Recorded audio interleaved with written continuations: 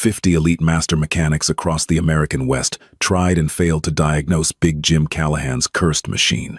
As a notoriously ruthless chapter president of the Hells Angels, Callahan didn't take kindly to his one-of-a-kind, $1.5 million custom chopper, coughing and dying, instead of delivering its promised asphalt-shaking roar. Reputations shattered, shops shuttered, and grown men literally went into hiding to escape his wrath. Ultimately, it wasn't a seasoned veteran who cracked the engine wide open. It took a 22-year-old kid making minimum wage, armed with a chipped wrench and a stubborn hunch, to uncover a terrifying secret that had absolutely nothing to do with spark plugs, fuel lines, or mechanical failure. The August heat in Bakersfield, California, was unforgiving, baking the asphalt outside Garrison Customs until the air itself seemed to ripple and distort. Inside the shop, the heavy scent of motor oil, stale sweat, and fear hung thick. Ray Garrison, the owner, stood frozen by the hydraulic lifts, a rag clutched so tightly in his greasy hands that his knuckles were white. He was listening to the rumble. It started as a low vibration in the concrete floor, a rhythmic thumping that rattled the loose sockets in the tool chests. Then came the unmistakable, guttural roar of a dozen heavy V-twin engines running straight pipes. Ray swallowed hard. Every mechanic in the shop stopped what they were doing. The Hells Angels had arrived. Leading the pack was Jim Callahan, standing 6'4" with a braided gray beard, arms covered in faded prison ink, and eyes as cold and flat as nickels. Callahan wasn't just a biker. He was a kingpin. And he wasn't riding. He was driving a jet-black Ford F-350, pulling a velvet-lined enclosed trailer. The bay doors rolled up, and Callahan walked in, his heavy boots echoing in the sudden, terrifying silence of the shop. Two massive enforcers, guys who looked like they chewed glass for breakfast, flanked him. "Ray," Callahan said, his voice a gravelly baritone that didn't need volume to command the room. "Mr. Callahan, Jim, welcome," Ray stammered, stepping forward and wiping his hands on his coveralls. Callahan didn't offer a hand to shake. He just gestured to the trailer. "Drop the ramp, boys." The enforcers unlatched the heavy rear door of the trailer and lowered it to the concrete. What sat inside made every mechanic in the room hold their breath. It was a motorcycle, but calling it a motorcycle felt like calling a nuclear submarine a boat. This was the Leviathan. It was a $1.5 million masterpiece of engineering and excess. The frame was forged from aerospace-grade titanium alloy, lighter than steel but thrice as strong. The paint job was a bottomless, metallic midnight blue, laced with pulverized diamond dust that caught the harsh fluorescent lights of the shop and scattered them like stars. The exhaust pipes were hand-bent Inconel, the same material used in SpaceX rocket nozzles. But the crown jewel was the engine, a massive, prototype 143 cubic inch S and ST series block, customized with solid gold inlay on the cooling fins and a proprietary electronic fuel injection system that didn't exist anywhere else on the civilian market. It was beautiful, and it was completely, hopelessly dead. 50, Callahan said, stepping up to the machine and resting a massive, calloused hand on the leather saddle. 50 mechanics have touched this bike, Ray. Dale Higgins down in Vegas, Bob the Surgeon Sterling in Reno. Even that hotshot crew out of Orange County. They all hooked it up to their little computers. They all charged me a small fortune. And the Leviathan still won't hold an idle past 3,000 RPMs before it chokes on its own spit and dies. Ray wiped a bead of sweat from his forehead. "I've heard the rumors, Jim. They say the ECM is throwing ghost codes. They say the fuel mapping is corrupted." Callahan stepped into Ray's personal space. The smell of stale tobacco and old leather was overpowering. "I don't care about ghost codes, Ray. I paid $1.5 million for a machine that is supposed to outrun the devil himself. Right now, it can't outrun a golf cart. You're mechanic number 51. I brought it to you because people say you're the best old-school wrench left in the valley." Callahan leaned in closer, his voice dropping to a whisper that only Ray and a skinny kid sweeping the floor 10 feet away could hear. "You have 72 hours. Ray, if it runs, I hand you a duffel bag with 50 grand in cash. If it doesn't, well, let's just say my patience dried up 3 states ago, and I might just decide I own Garrison Customs to recoup my losses. Understand?" Ray nodded frantically. "We'll get it done, Jim. I swear on my life." "That's exactly what you're swearing on. Callahan replied. He turned on his heel and walked out, his enforcers trailing behind him. The F-350 roared to life and pulled away, leaving the Leviathan sitting in the middle of the shop like a ticking time bomb. In the shadows near the tire mounting machine, Toby Henderson leaned quietly on his push broom. Toby was 22, gangly, and possessed a shock of unruly brown hair. He wasn't a mechanic. He was the shop boy. He emptied the drain pans, swept the metal shavings, and fetched coffee. He had grown up in rural Nebraska, spending his childhood pulling apart seized tractor engines in his grandfather's barn. Toby didn't talk much. Most people thought he was a little slow, but Toby wasn't slow. He just preferred the language of gears, compression ratios, and torque specs over the exhausting, messy language of human beings. He stared at the Leviathan. Even from 10 feet away, he could tell something was fundamentally, structurally wrong. It wasn't the aura of the bike. It was the way the engine block sat in the chassis. It looked heavy. "All right, listen up," Ray bellowed, clapping his hands to break the tension in the room. "Clint, get the diagnostic card over here. We're putting this thing on the lift. Nobody goes home until we figure out why this $1 million paperweight won't breathe."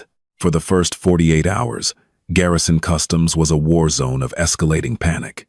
Clint Masters, Ray's lead mechanic and a veteran who had built race bikes for Daytona, took charge. He started with the obvious. He plugged a state-of-the-art diagnostic scanner into the Leviathan's proprietary ECM port. The screen flickered, ran a system check, and flashed green. 0 faults detected. "That's impossible," Clint muttered, tapping the screen. "If it's dying at $3,000, it has to be starving for fuel or losing spark." They rolled the heavy machine onto the dynamometer. Clint fired it up.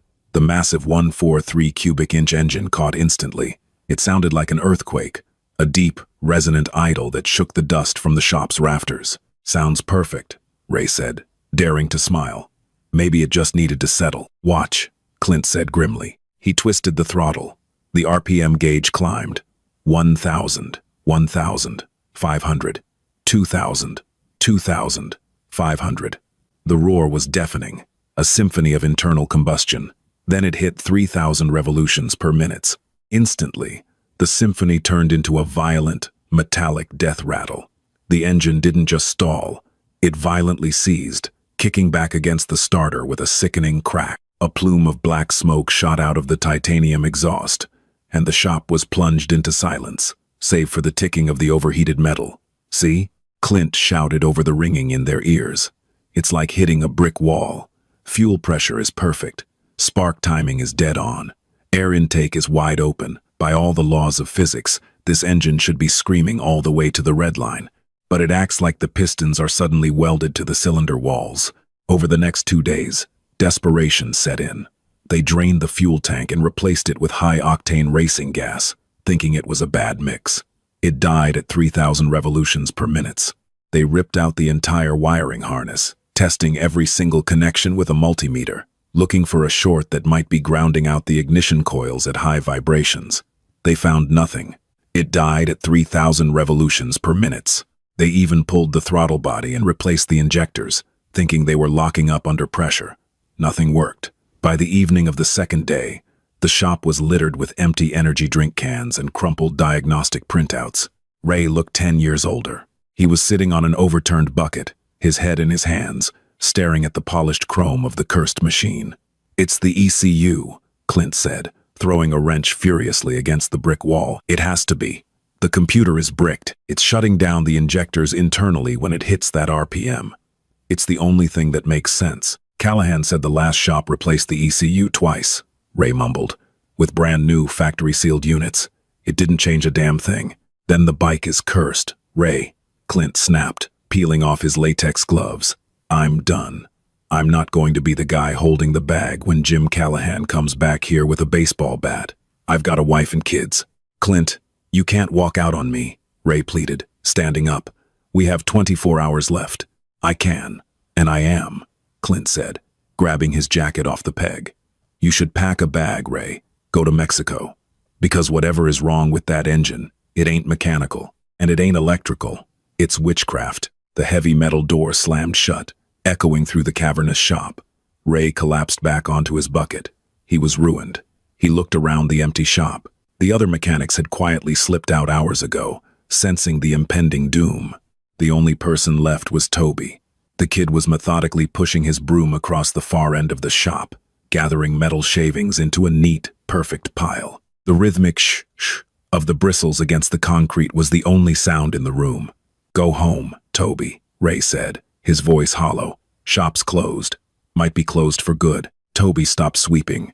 He looked at Ray, then looked at the Leviathan sitting on the center lift. "It's not the computer, Mr. Garrison," Toby said softly. Ray sighed, too exhausted to be angry. "Toby, please, don't play mechanic tonight. Clint has 30 years of experience. If he says it's the computer, it's the computer. Computers do what you tell them to do," Toby replied, leaning his broom against the wall. He walked over to the Leviathan. He didn't look at the digital displays or the wiring harness. He crouched down and pressed his ear against the heavy, billet aluminum primary cover on the left side of the engine. "When Clint ran it on the dyno, I felt it in my boots." "Felt what?" "The harmonic frequency," Toby said, his eyes distant, calculating. "An engine is just an air pump, Mr. Garrison. It breathes in, it breathes out. At 3,000 RPMs, a 143 cubic inch V-twin creates a very specific vibration signature, but right before this one dies, the frequency changes. It gets heavy. It gets out of balance." Ray frowned. "Out of balance? Like a bent crankshaft?" "No," Toby said, shaking his head. "If the crank was bent, it would shake itself to pieces at 1,000 revolutions per minute. This is rotational mass. Something inside the engine is shifting its weight when centrifugal force hits a critical threshold. The computer thinks everything is fine, so it keeps firing fuel and spark. But the mechanical timing physically alters. The valves open when they should be closed. It chokes on its own compression." Ray stared at the kid. It was the longest string of words he had ever heard Toby speak. "Toby, that's crazy. That would mean the internal components are moving around inside the engine block." "I need a half-inch socket and a breaker bar," Toby said, already reaching for a tool cart. "Hey, stop!" Ray jumped up. Callahan's orders were strict. "We diagnose it, but nobody cracks the engine block without his permission. Taking apart a prototype S&S motor voids the warranty, and if we can't put it back together perfectly, he'll kill us both." "Mr. Garrison," Toby said, holding the heavy steel breaker bar in his hand. He looked Ray dead in the eyes, a sudden, fierce intensity breaking through his usually placid demeanor. "In 24 hours, Jim Callahan is going to take your shop. You have nothing left to lose. Let me open the engine." Ray looked at the $1.5 million motorcycle, then at the 22-year-old floor sweeper. He thought about Mexico. He thought about losing everything he had built. He slowly let out a breath and took a step back. "God help us. Do it." The clock on the wall read 2:15 a.m. The shop was dead silent, except for the metallic clinking of Toby's ratchets. Toby worked with a frightening, almost robotic efficiency. He didn't consult a manual. He didn't take pictures with his phone to remember where the bolts went. He simply dismantled the exterior of the Leviathan with the instinct of a surgeon who had memorized every vein and artery of the human body. First came the exhaust pipes, then the intake manifold. Ray watched in terrified awe as the kid drained the synthetic racing oil, unbolted the rocker boxes, and carefully removed the push rods. "Look at this," Toby murmured, holding up one of the heavy-duty chromoly push rods. Ray leaned in under the harsh drop light. "Looks normal to me. It's bowed. Just a fraction of a millimeter," Toby said, rolling it across the flat steel surface of the workbench. Ray could hear the faint tick-tick-tick as it rolled, proving it wasn't perfectly straight. "The valves are slamming shut when the piston is coming up. Extreme cylinder pressure. That's what's seizing the motor at 3,000 revolutions per minute." "But why?" Ray asked, the panic creeping back into his throat. "The timing gears are perfectly aligned. I checked the marks myself." "The external marks are aligned," Toby corrected him. He moved back to the bike. "We need to get to the cam chest. And then, we need to pull the cylinders." By 4:00 a.m., the $1.5 million engine was reduced to a skeleton. The massive aluminum cylinder heads were sitting on a rag on the workbench. Toby had unbolted the cam cover, exposing the intricate gears that controlled the breathing of the beast. He took his breaker bar, attached a socket to the main crankshaft nut, and began to turn the engine over by hand. Click, click, click. The pistons rose and fell in their massive cylinders. Smooth. Perfect. Turn it faster, Toby muttered to himself. He leaned his weight into the bar, spinning the heavy internal assembly as fast as he could by hand. Suddenly, a heavy, dull thunk echoed from deep inside the engine block, near the bottom of the stroke.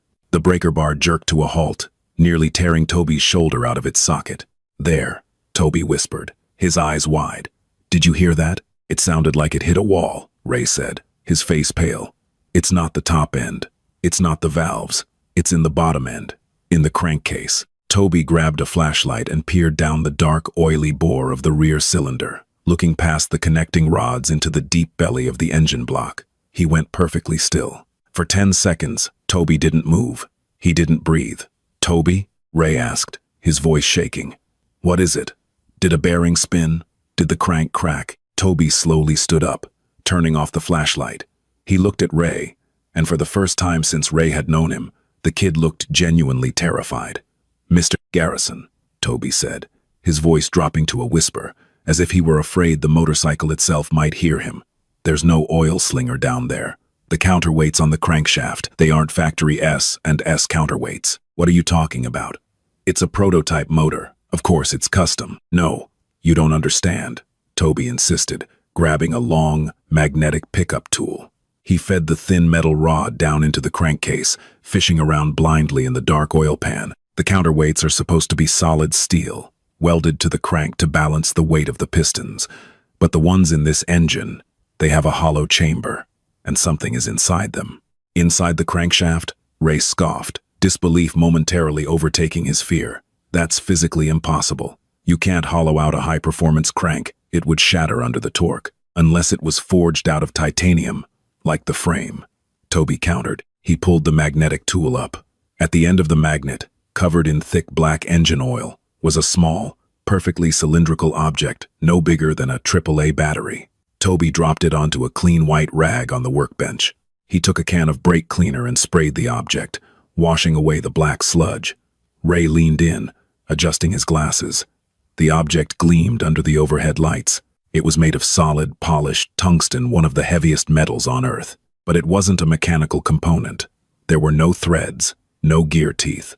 It was a perfectly smooth, heavy slug. At low RPMs, this sits at the bottom of the hollow chamber in the counterweight, Toby explained, his mind racing, putting the puzzle together. But when the engine hits 3,000 revolutions per minute, the centrifugal force is so immense that it throws this tungsten slug to the outer edge of the chamber. It instantly shifts the rotational mass of the crankshaft by several pounds. It throws the engine completely out of balance, altering the mechanical timing just enough to cause the valves to hit the pistons and seize the motor. Ray stared at the slug. It's a governor, an intentional sabotage mechanism." "Not just sabotage," Toby said, his hand trembling as he reached back into his toolbox. "Whoever built this engine went to extraordinary lengths to hide this. You have to machine a custom titanium crank, hollow it out, balance it perfectly with the slug at the bottom, and seal it. This wasn't a factory defect." "Why?" Ray gasped. "Why would someone build a $1.5 million engine designed to automatically destroy itself if you try to go fast?" Toby didn't answer immediately. He took his flashlight and shined it closely on the side of the tungsten slug. There was an engraving, laser-etched into the metal, incredibly small. Toby squinted, reading the tiny letters. He looked up at Ray, the blood draining from his face. "Mr. Garrison," Toby said quietly. "It has a name on it." "Whose name?" Toby swallowed hard. "It says, Property of the Federal Bureau of Investigation. GPS Tracking Unit 404. The shop fell dead silent. The Leviathan wasn't just a motorcycle. It was a Trojan horse. And the Hells Angels had just delivered it right into their lap. Ray Garrison staggered backward, his knees hitting the edge of a rolling tool cart. He collapsed onto it, the air rushing out of his lungs. He stared at the tiny, oil-slicked cylinder resting on the white rag as if it were a live grenade. "The FBI," Ray choked out, his voice cracking. "We are holding an FBI tracking device that was hidden inside a Hells Angels motorcycle. Jim Callahan's motorcycle." Toby didn't move. He kept his eyes locked on the tiny engraved letters. His mind, usually a quiet sanctuary of gear ratios and torque specifications, was suddenly running a terrifying calculus of survival. "Mr. Garrison," Toby said, his voice eerily steady for a 22-year-old holding a federal secret. "We have a problem." "A problem? Toby? We are dead. If we give the bike back broken, Callahan crushes us. If we tell Callahan the feds bugged his $1 million chopper, he'll think we planted it. Or worse, he'll burn this shop to the ground just to erase the evidence. And if the FBI finds out we tampered with their investigation..." Ray trailed off, burying his face in his greasy hands. "We need to pack. We need to leave the state right now." "No," Toby said firmly. He picked up the tungsten slug with a pair of needle-nose pliers. "If we run, Callahan's men will hunt us down. You know they will. And the FBI probably already knows the bike is here. Running makes us look guilty to both sides." Ray looked up, his eyes bloodshot. "Then what do we do, kid? Because right now, I'm out of ideas." Toby walked over to the whiteboard where Clint usually wrote down the shop's weekly schedule. He grabbed a black marker and began to draw a crude diagram of the engine block, the crankshaft, and the hollow chamber. "Think about it from an engineering standpoint," Toby said, the marker squeaking against the board. "Why go through the incredible trouble of putting a tracker inside the rotating mass of the engine? Why not hide it in the taillight housing or under the battery box?" Ray wiped his face with a rag. "Because Callahan has his guys tear this bike down and inspect it for bugs every month. A guy at his level? He trusts nobody. They scan the electrical system. They check the frame. The only place they wouldn't look is sealed inside the bottom end of a custom-forged S&S motor." "Exactly," Toby nodded, tapping the board. "But it's more than just a hiding spot. This isn't just a tracker. It's a mechanical kill switch." Ray frowned, walking over to the board. "What do you mean?" "The FBI didn't just want to know where Callahan was going," Toby explained, his eyes narrowing as he pieced the federal trap together. "They wanted to control how fast he could get there. Callahan is a flight risk. On a 143 cubic inch chopper, he could outrun any federal pursuit vehicle on the highway. But with this slug sitting loose in the hollowed-out counterweight, the centrifugal force at 3,000 revolutions per minute throws the crank out of balance. It physically alters the valve timing, forcing the engine to lock up and die. It's brilliant. The FBI essentially built a speed limiter into the very physics of the engine. Callahan can cruise around town at 40 miles per hour, but the second he tries to crack the throttle and run, the bike shuts itself down." Ray stared at the diagram, the horrifying genius of the sabotage dawning on him. 50 mechanics checked the fuel lines, the computers, the sparks. Nobody found it because it's a mechanical governor masquerading as a catastrophic failure. "So," Toby said, tossing the marker onto the tray, "we have a choice. We can't put it back the way it was, or we fail Callahan's test. We can't just throw the tracker away, or the FBI raids us by morning. We fix the bike," Ray realized, his heart hammering against his ribs. "But we keep the feds listening. We remove the hollowed-out titanium crank," Toby said, walking back to the workbench. "We replace it with a solid, perfectly balanced steel crankshaft. I can machine one from the spare parts we have in the back room. It'll take me about 12 hours of non-stop lathe work. And the tracker?" Toby picked up the tiny tungsten cylinder. "We wire it directly to the Leviathan's main 1-2-volt battery harness, but we embed it inside the resin potting of the voltage regulator. It'll be completely invisible to the naked eye. It will draw constant power so the FBI's signal never drops, and it will bypass the engine entirely. The FBI gets their dot on a map. Callahan gets a bike that screams to 7,000 RPMs, and we get to live." Ray looked at the kid. Just hours ago, Toby was the quiet boy pushing a broom. Now, he was orchestrating a high-stakes deception against a notorious outlaw motorcycle club and the United States federal government. "You've never machined a crankshaft from scratch in your life, Toby," Ray said, his voice trembling. "If you are off by even a fraction of a gram, the engine will vibrate itself to pieces at top speed. It'll kill whoever is riding it." Toby grabbed his safety glasses. "Then I won't be off." The next 14 hours were a blur of sparks, heavy machinery, and nerve-shredding paranoia.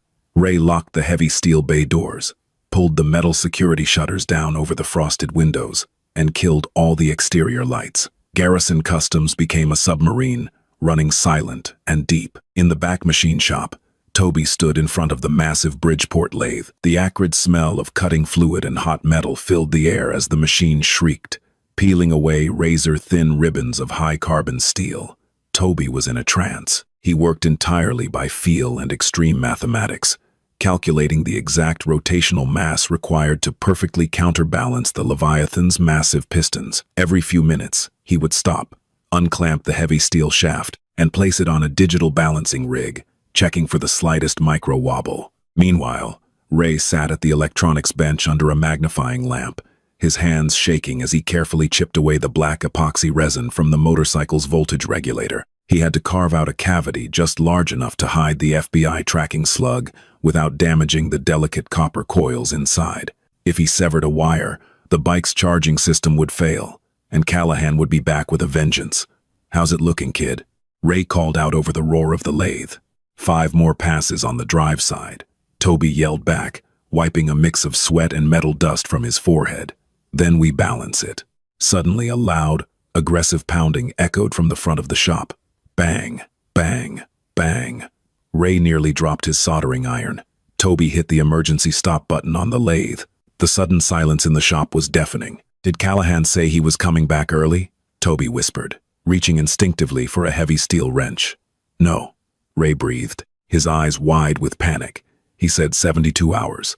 "We still have almost a full day." Bang, bang, bang. "Ray, open up. I know you're in there. Your truck is out back." Ray exhaled a long, shaky breath. It wasn't Callahan. It was Clint. Ray jogged to the front of the shop, signaling Toby to stay out of sight. He cracked the side access door just an inch, keeping the security chain latched. Clint stood on the pavement, looking agitated, holding a half-empty cup of coffee. "Let me in, Ray. I forgot my specialized timing light. I need it for a side job." "Shop's closed, Clint," Ray said firmly, blocking the gap. "We're doing inventory," Clint scoffed, trying to peer past Ray's shoulder into the darkened shop. "Inventory? Give me a break. You're still working on that cursed bike, aren't you? Listen to me, Ray. I'm telling you as a friend. Walk away. I heard whispers down at the diner this morning. Callahan's guys are getting restless. If that bike isn't running by tomorrow, they aren't just going to take the shop. They're going to make an example out of you. I've got it handled, Clint." "You're crazy," Clint said, shaking his head. "Just get my timing light. It's in the top drawer of my red box." Ray cursed under his breath. He unlatched the chain, slipped out, and told Clint to wait on the sidewalk. He locked the door behind him, grabbed the tool from the box, and hurried back. As he handed it over, Clint's eyes narrowed. "You smell like burnt steel and epoxy, Ray. What exactly are you doing in there?" "Saving my life," Ray snapped. "Goodbye, Clint." He slammed the heavy door and locked the deadbolt. By 9:00 p.m., the new crankshaft was finished. It was a brutal, beautiful piece of raw engineering. Toby carried the heavy steel assembly to the main bay, his muscles burning from the effort. "It's perfectly balanced," Toby said, laying it gently into the split cases of the engine block. "Zero tolerance. It'll rev to the moon." Ray brought over the modified voltage regulator. The FBI tracker was sealed safely inside, completely entombed in fresh black epoxy, drawing a microscopic trickle of power from the bike's battery. They worked through the night to reassemble the beast. Piston rings were compressed. Cylinder heads were torqued to exact factory specifications. The customized titanium exhaust was bolted back into place. Every wire, every hose, every drop of synthetic oil was meticulously replaced. At 6:00 a.m., the sun began to peek through the gaps in the metal shutters, casting long, dusty shadows across the shop floor. The Leviathan sat fully assembled on the dynamometer. It looked exactly as it had when Callahan dropped it off, but its mechanical soul had been completely rewritten. Ray stood by the heavy steel chains securing the bike to the testing rig. He held the remote for the massive ventilation fans. His hands were slick with cold sweat. "This is it," Ray said. "If your math was wrong, Toby, that crank is going to snap at 4,000 RPMs and send shrapnel through the engine case like a claymore mine." Toby wiped his greasy hands on his jeans. He didn't look afraid. He looked focused. He swung his leg over the saddle of the $1.5 million machine and turned the ignition key. The digital dash illuminated. He pressed the starter button. The engine roared to life with a concussive boom that rattled the tools on the walls. It settled into a deep, menacing, perfectly rhythmic idle. Thump, thump, thump, thump. Temperatures look good. Ray shouted over the noise, checking the dyno monitors. Oil pressure is rock solid. Take it up. Toby grabbed the throttle. He didn't hesitate. He twisted his wrist. The Leviathan shrieked. The RPM needle violently swung past 1,000, then 2,000. Ray held his breath. The needle hit 3,000. The exact moment of the curse. The exact moment 50 other master mechanics had watched the machine violently die. The engine didn't stumble. It didn't choke. It screamed past 3,000 revolutions per minute like a jet engine breaking the sound barrier. 4,000. 5,000. 6,000 revolutions per minute. The rear tire spun violently against the dyno drum, recording a staggering 180 horsepower. The heat radiating from the Inconel pipes was intense enough to singe the hair on Ray's arms. Toby held it at the red line for 5 seconds, the engine howling a flawless symphony of pure, unadulterated power, before finally rolling off the throttle. The bike spun down, settling right back into its calm, menacing idle. Ray fell to his knees on the concrete, laughing hysterically. Tears of absolute relief streamed down his face. Toby killed the engine. The silence that followed was profound. He looked at Ray, a faint, exhausted smile finally breaking across his face. "It breathes," Toby said softly. But their victory was short-lived. Outside the shop, the deep, rumbling vibration of heavy V-twin engines began to shake the concrete floor. Callahan was early. The heavy steel bay doors rattled on their tracks, groaning as they were forced upward from the outside. The harsh, unforgiving Bakersfield morning sun flooded into Garrison Customs, cutting through the haze of metal dust and exhaust smoke. Ray Garrison's breath caught in his throat. He looked at Toby, who was still holding the shop rag, standing rigidly beside the freshly assembled Leviathan. Jim Callahan strode into the shop, flanked by 3 men, wearing the unmistakable death head patches of the Hells Angels. One of them, a towering mountain of a man named Dutch, carried a heavy, black canvas duffel bag. Callahan didn't look angry, but his flat, unreadable eyes scanned the shop with the predatory intensity of a wolf stepping into a new clearing. "I told you 72 hours, Ray," Callahan said, his boots crunching on a stray metal shaving. "It's barely been 48. My boys riding perimeter said they heard a racket coming from in here that sounded like a drag strip. Tell me you didn't blow up my engine." Ray swallowed hard, trying to keep his hands from shaking. "Jim, we didn't blow it up. We fixed it." Callahan stopped in his tracks. He looked at the Leviathan, gleaming under the sunlight, then looked back at Ray. A slow, dangerous smirk crept across his bearded face. 50 mechanics, Ray. 50 of the best wrenches from here to Sturgis couldn't make this beast breathe past 3 grand.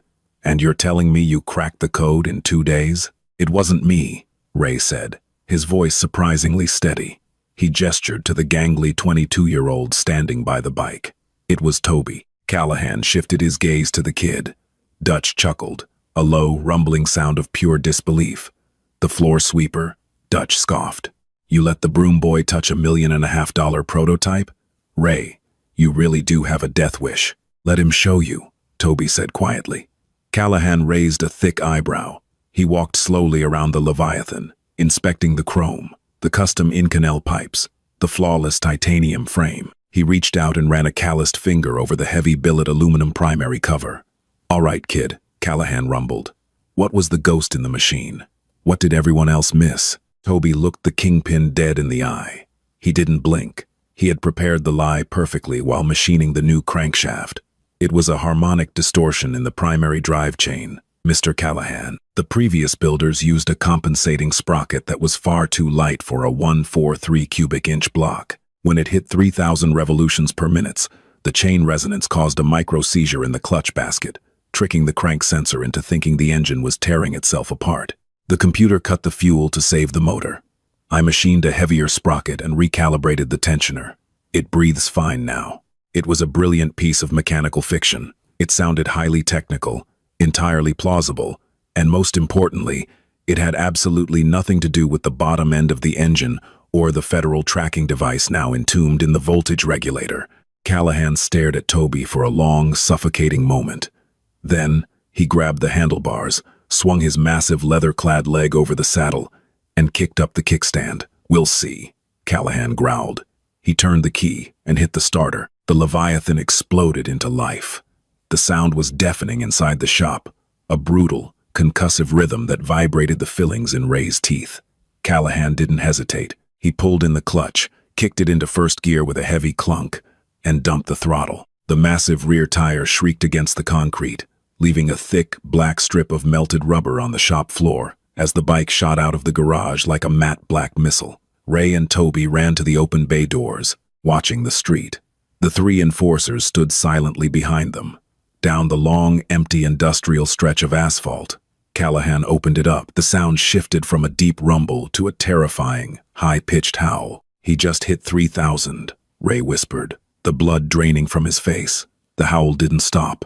It pitched higher, louder, tearing through the morning air. Callahan hit second gear, then third, the front wheel of the massive chopper actually lifting off the pavement under the sheer, brutal torque of the newly balanced engine. He was easily pushing 100 miles an hour before he slammed on the brakes, whipping the bike around at the end of the road in a cloud of white tire smoke. When Callahan pulled back into the shop, the Inconel pipes were glowing a faint, angry orange. The smell of burnt racing fuel and scorched rubber filled the air. Callahan killed the engine. He sat there for a moment, gripping the handlebars, his chest heaving. Then, he threw his head back and let out a massive, roaring laugh that echoed off the metal rafters. "I'll be damned," Callahan shouted, stepping off the bike and slapping a heavy hand on Toby's shoulder, nearly knocking the kid over. "I'll be absolutely damned. She pulls like a freight train straight from hell." He turned to Dutch and snapped his fingers. Dutch stepped forward, unzipped the black canvas duffel bag, and dropped it heavily onto Ray's workbench. The zippers parted to reveal neatly banded stacks of $100 bills. "50 grand, as promised," Callahan said, his eyes gleaming with adrenaline. "Ray, you and the kid just earned yourselves permanent protection in this valley. Nobody touches Garrison Customs. Ever." 5 minutes later, the F-350 and the enclosed trailer were gone, leaving only the smell of burnt rubber and the echoes of a V-twin engine. Ray stumbled over to the workbench, staring at the duffel bag. He unzipped it the rest of the way, running his trembling hands over the bundled cash. "We did it, Toby. We actually did it. We're alive, and we're rich." Toby didn't look at the money. He was staring at the floor, specifically at the thick black tire mark Callahan had left on his way out.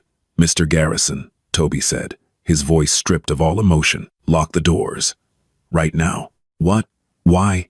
Ray stammered, his brief moment of euphoria crashing into a wall of confusion. "Callahan is gone.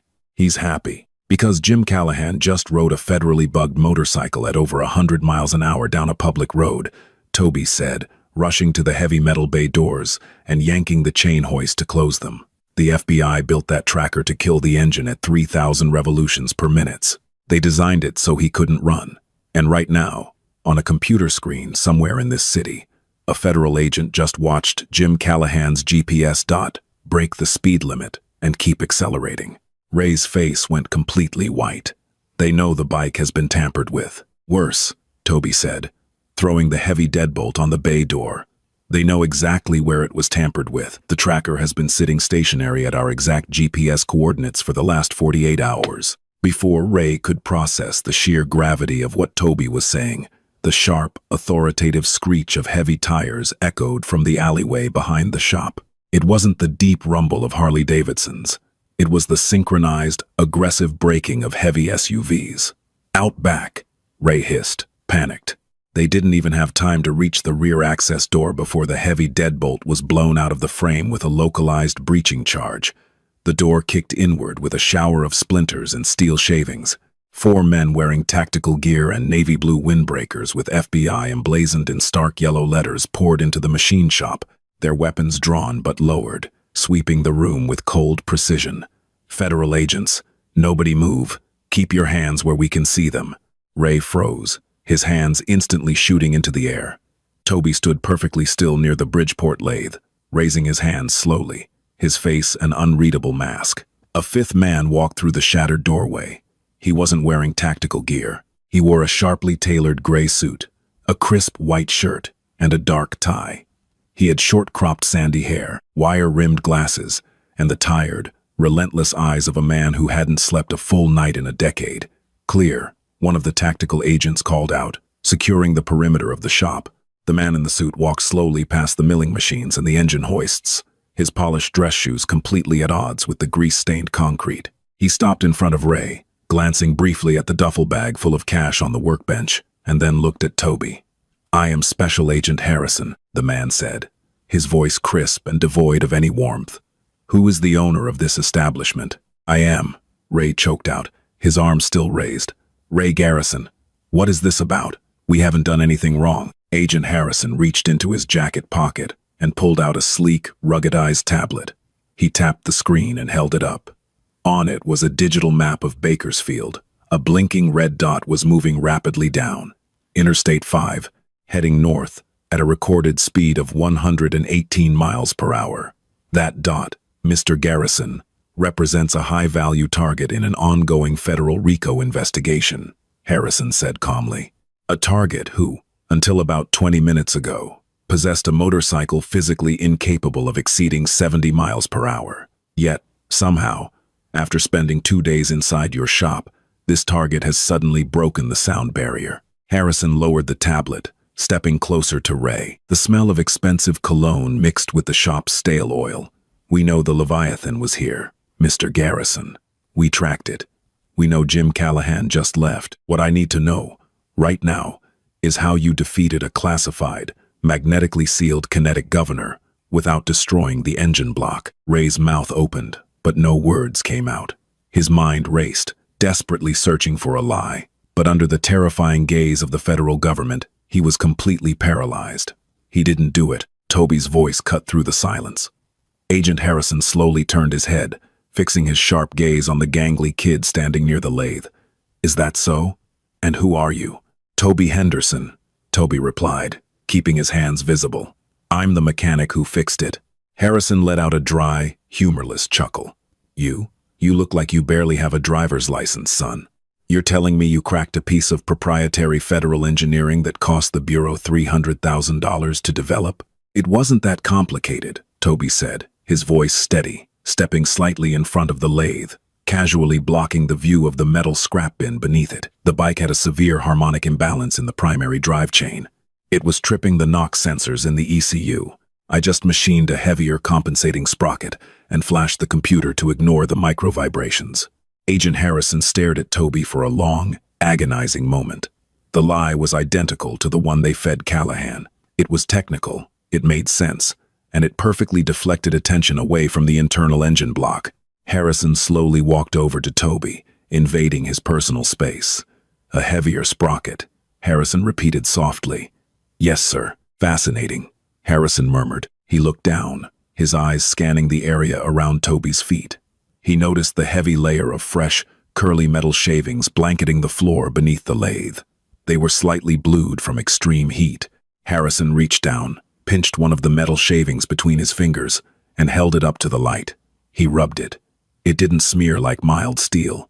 It was incredibly rigid. "You machined a sprocket," Harrison said, his voice dropping an octave. "Out of aerospace-grade titanium?" Toby's heart hammered against his ribs, but his face remained a stone wall. He had forgotten to sweep the shavings from the original, hollowed-out crankshaft. "We use what we have in the scrap bin, sir," Toby lied, doubling down.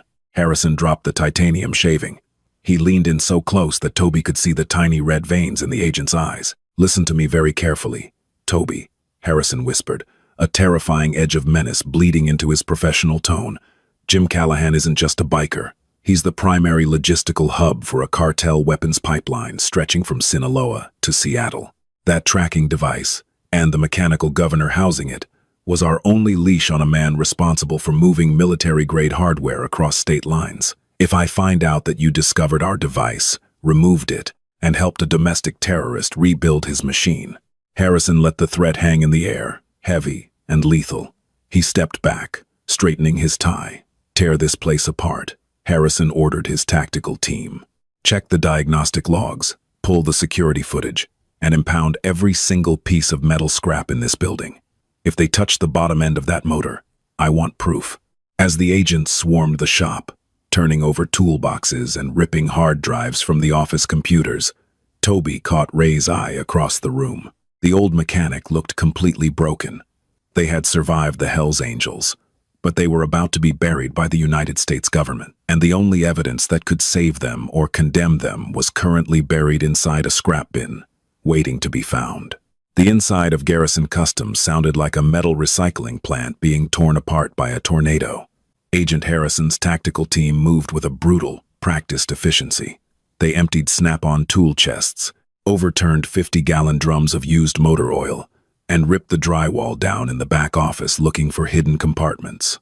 Ray Garrison sat on an overturned milk crate, his head buried in his hands. Every crash of metal felt like a nail being driven into his coffin. Toby, however, remained rooted to his spot near the Bridgeport lathe. He watched the agents systematically dismantling the shop, his mind racing through a dozen different worst-case scenarios. He had hidden the pieces of the hollowed-out titanium crankshaft at the very bottom of the primary scrap bin, buried under 80 pounds of twisted steel brackets, blown engine valves, and razor-sharp aluminum shavings.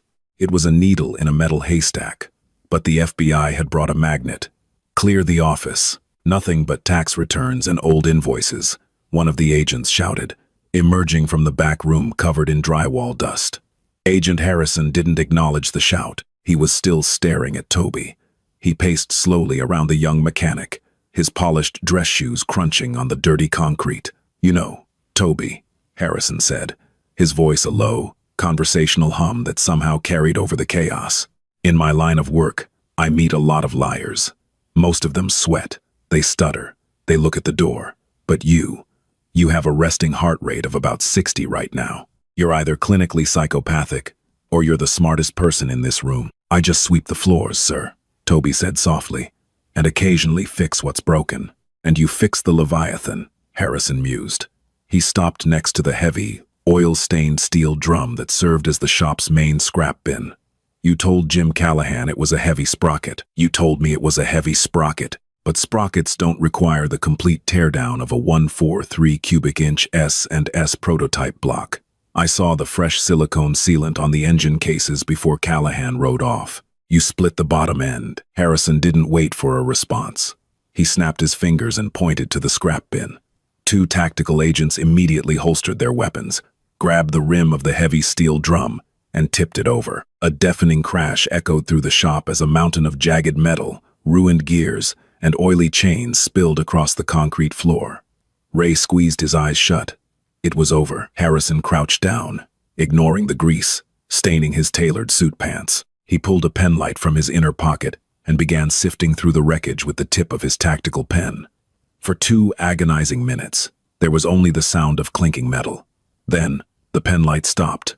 Harrison reached into the pile and pulled out a heavy, curved piece of metal. It had been cut clean through with a high-speed bandsaw, but the undeniable sheen of aerospace-grade titanium caught the harsh overhead lights. Worse, the smooth, perfectly machined hollow chamber was fully visible on the inside of the cut. Harrison stood up, holding the severed half of the multi-million-dollar federal trap. "Aerospace titanium," Harrison said, his voice dropping to a dangerous whisper. "A hollowed-out counterweight. And look at this. The laser-etched serial number of Federal Tracking Unit 404 is still completely legible on the inner lip." Harrison walked over to Toby and held the severed metal inches from the kid's face. "You didn't just tamper with an ongoing federal investigation, Toby," Harrison hissed, his composure finally cracking. "You destroyed a piece of government property designed to cripple a domestic terrorist. Do you have any idea what Jim Callahan is doing right now? He's riding north to the Oakland Territory, the historic stomping grounds of Ralph Sonny Barger and the Mother Chapter. He is meeting with representatives of the Sinaloa cartel to negotiate the transport of 500 fully automatic rifles. And because of you, he is doing it on a motorcycle that can outrun our interceptors. Arrest them." Harrison barked over his shoulder to the tactical team. "Throw them in federal holding. We're seizing the building." 2 agents immediately converged on Ray, hauling the old man to his feet and pulling his hands behind his back. "Wait," Toby shouted, his voice finally cracking, ringing out with a desperate, sharp authority that stopped the agents in their tracks. Harrison turned, his eyes narrowed into slits. "Give me one good reason why you shouldn't spend the rest of your life in a Supermax facility, son." "Because you still have the signal," Toby said, his chest heaving. "Check your tablet, Agent Harrison. The red dot hasn't disappeared, has it?" Harrison frowned. He pulled the ruggedized tablet from his pocket and tapped the screen, waking it up. He stared at the digital map. The blinking red dot was still there. It was moving flawlessly up, Interstate 5, pushing 115 miles per hour. Harrison looked up, genuine shock registering on his face for the first time. "How?" "The tracking unit requires a kinetic power source to transmit. If you cut the housing and removed the slug, the battery should have died 30 minutes ago." "I didn't destroy the tracker," Toby said, taking yet a slow salt breath to steady his nerves. "I removed the kinetic governor because if I didn't, Callahan was going to murder Mr. Garrison and take this shop. But I knew the FBI needed to know where he was going. So I took the tungsten slug and embedded it directly into the epoxy resin of the motorcycle's voltage regulator." Harrison stared at him, the gears turning in his head. "You hardwired a kinetic tracker into the bike's primary 1-2-volt charging system. It's drawing a microscopic, continuous parasitic draw from the stator," Toby explained, his mechanical confidence returning. "It's completely invisible to a physical sweep. It's shielded from electronic bug detectors by the magnetic field of the alternator, and it will never, ever lose power as long as that engine is running." "You wanted to know where Callahan was going, Agent Harrison. I just gave you a permanent, unkillable signal." Harrison looked down at the tablet. The red dot was crossing into Alameda County. "Sir," one of the tactical agents said, pressing his earpiece. "Dispatch is updating. The target is bypassing his usual secondary safe houses. He's not switching vehicles like he normally does. He's making a direct line for the primary cartel stash house in the hills." Harrison's eyes widened slightly. He looked at Toby, realizing exactly what the kid had inadvertently done. For months, the FBI had tried to track Callahan to the main cartel armory, but Callahan was paranoid. He would ride the Leviathan to a safe house, switch to a rented sedan, drive to a motel, switch to a van, and disappear.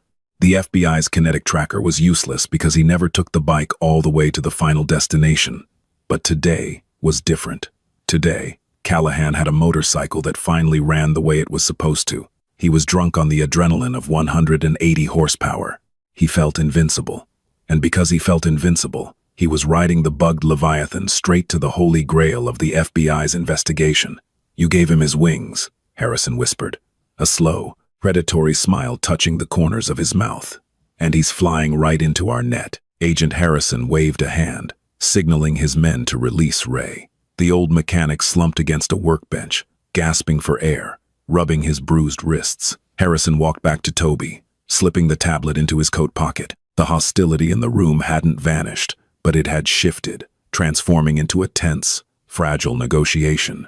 "You're a brilliant kid, Toby," Harrison admitted, his tone entirely pragmatic now. "You gave us the stash house, but we still have a massive logistical problem. The compound in the Oakland Hills is fortified.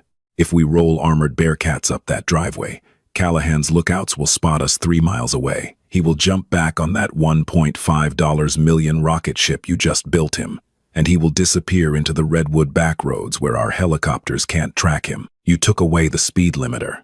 If he runs, we lose him, the guns, and the cartel connection."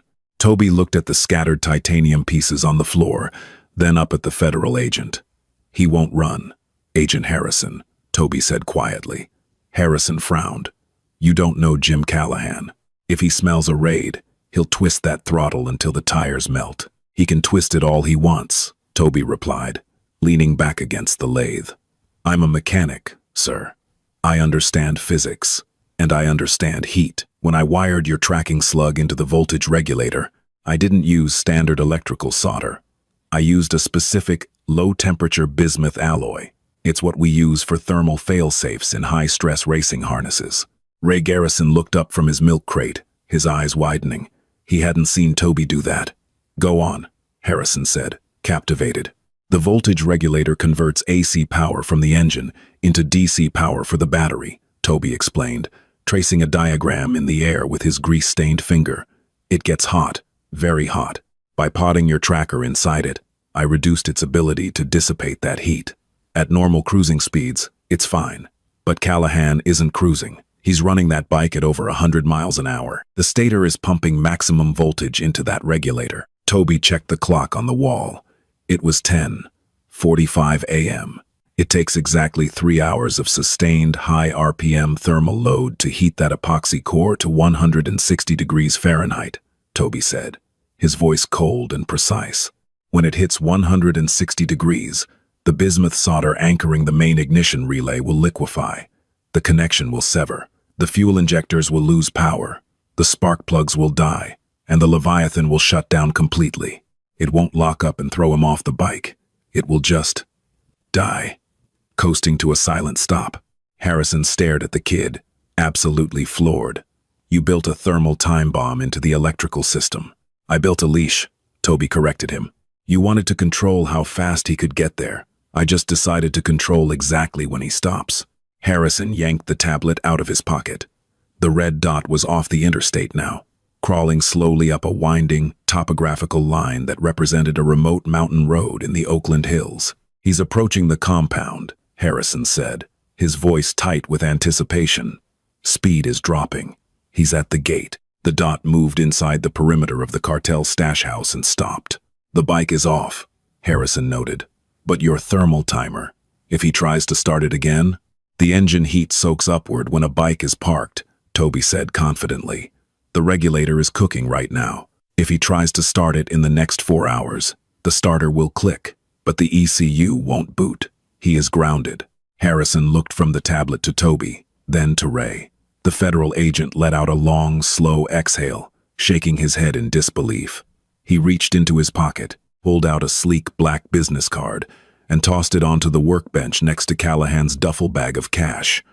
Mr. Garrison, Harrison said, adjusting his tie. It appears my team made a mistake. We had reports of stolen federal property at this location, but after a thorough search, we found nothing. Just a couple of hard-working mechanics running a legitimate, highly skilled enterprise. Ray nodded frantically, tears of relief pooling in his eyes. Yes, sir. Just sweeping the floors. As for you, Toby, Harrison said, stepping toward the door. If you ever get tired of changing oil in Bakersfield, the Bureau has an engineering division in Quantico. We could use a guy who knows how to make things break on a schedule. Harrison signaled his tactical team. Within 60 seconds, the SUVs were gone, peeling out of the alleyway and leaving Garrison Customs in complete, ringing silence. Toby walked over to the bay doors, hitting the button to raise the metal shutters. The Bakersfield sun poured back in, illuminating the dust motes dancing in the air and the $50,000 sitting on the workbench. Toby, Ray whispered, walking up behind him. Did you really wire a thermal fail-safe into the regulator? Toby picked up his push broom, leaning heavily on the wooden handle. He looked at Ray with a faint, exhausted smirk. Mr. Garrison, Toby said, I'm 22 years old. I don't know what a low-temperature bismuth alloy is. Ray's jaw dropped. You lied to the FBI? If Callahan tries to run, the FBI has an armored helicopter and 50 tactical agents waiting for him, Toby said, beginning to sweep the titanium shavings into a neat pile. But Agent Harrison needed a reason not to put us in federal prison today. I gave him a story he wanted to hear. The legend of the Leviathan echoed through the underworld for years, a ghost story whispered in biker bars and federal field offices alike. Jim Callahan never wrote it again. The FBI raided the Oakland compound that afternoon, arresting him before he could even put his key in the ignition. The $1.5 million masterpiece was impounded, disappearing into an evidence locker forever. Back in Bakersfield, Garrison Customs didn't just survive. It thrived. The $50,000 paid off Ray's debts, and Toby Henderson traded his push broom for a set of master tools, becoming the lead mechanic and eventual co-owner. He never spoke of the tungsten slug or the titanium crankshaft to anyone else. But every time a custom chopper rolled into their bay with a mysterious, unsolvable engine stutter, Toby would simply smile, reach for his wrench, and get to work knowing that sometimes the most dangerous mechanical failures aren't built in a factory, but by design.